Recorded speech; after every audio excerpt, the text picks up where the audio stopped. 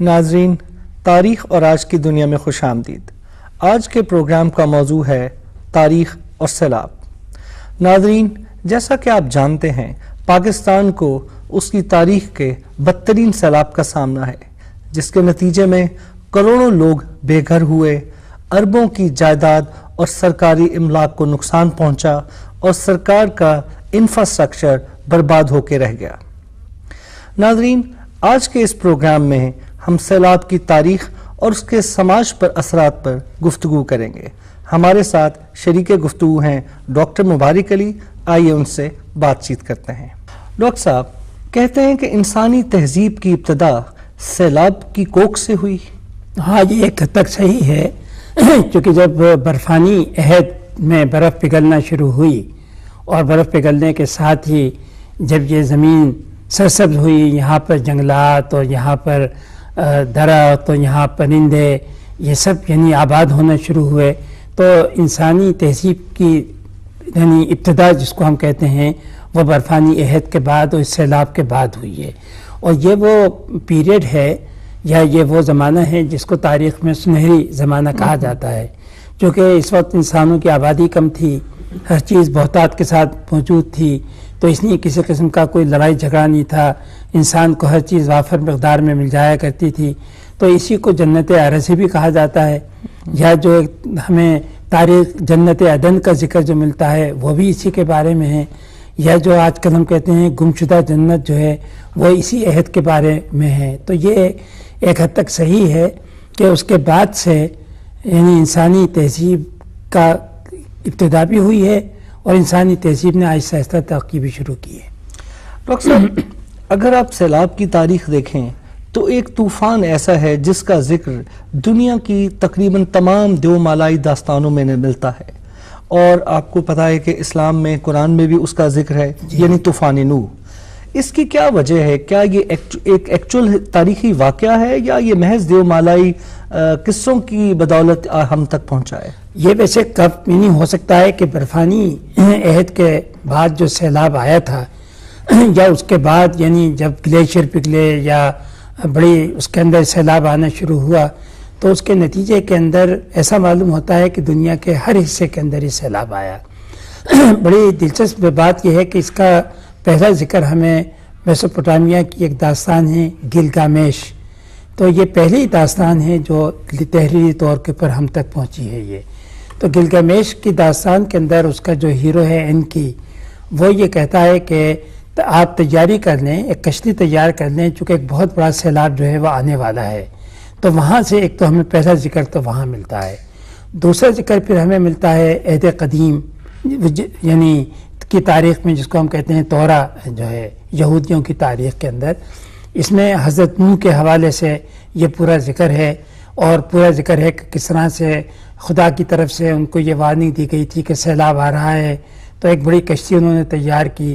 جس میں وہ اپنے خاندان کے ساتھ، اور انہوں نے تقریباً یعنی جانور اور پرندوں کی ایک ایک قسم بھی وہاں پر رکھی، کیونکہ یہ کہا گیا تھا کہ اس کے بعد دنیا تباہ ہو جائے گی اور پھر ایک نئے سرے سے مطلب کہ دنیا کی ابتدا ہوگی۔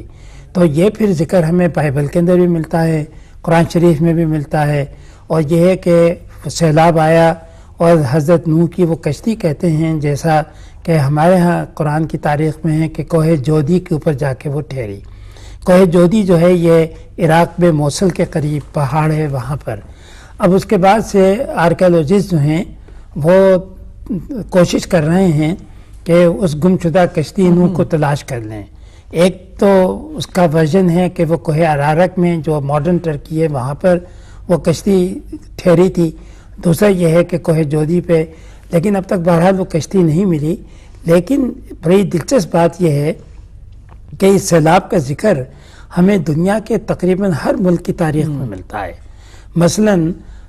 ہندوستان کی تاریخ میں منو کے زمانے کا ایک یہ سیلاب ہے، اور اس کی جو وجہ بیان کی گئی ہے کہ منو نے ایک مچھلی کو بچایا،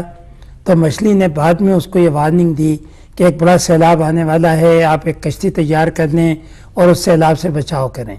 اچھا، یہی چیز جو ہے وہ ہمیں چین کی تاریخ میں بھی ملتی ہے، ان کے ہاں بھی سیلاب کی تاریخ نامی ایک کتاب ہے، اس میں پورا یہ ذکر ملتا ہے۔ اور دلچسپ بات یہ ہے کہ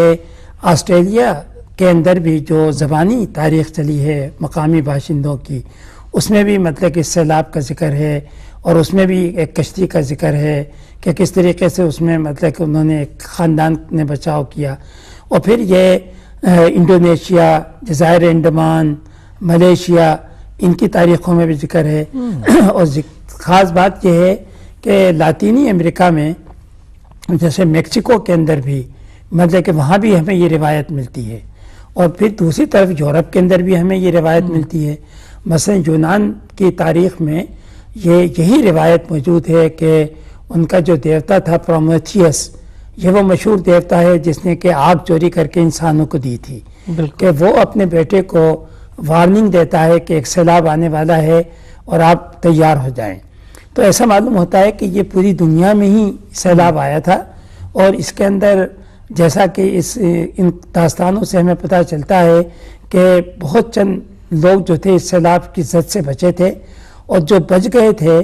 پھر انہوں نے ایک نئے سرے سے دنیا کی میں تہذیب کی ابتدا جو ہے وہ انہوں نے کی. تو ایک بڑی عجیب بات ہے کہ اس قدیم زمانے میں بھی جبکہ ذرائع ابلاغ بھی نہیں تھے، یہ بہت دلچسپ بات ہے. اور اس وقت مطلب کہ یہ کس طریقے سے ایک ہی کہانی کا ورژن جو ہے دنیا کی تاریخ، بلکہ ان آسٹریلیا کو تو آج ہم نے دریافت کیا ہے، امریکہ کو بھی آج دریافت کیا ہے، لیکن ان کی داستانوں میں اس سیلاب کا ذکر ایک ہی طرح سے ہمیں ملتا ہے.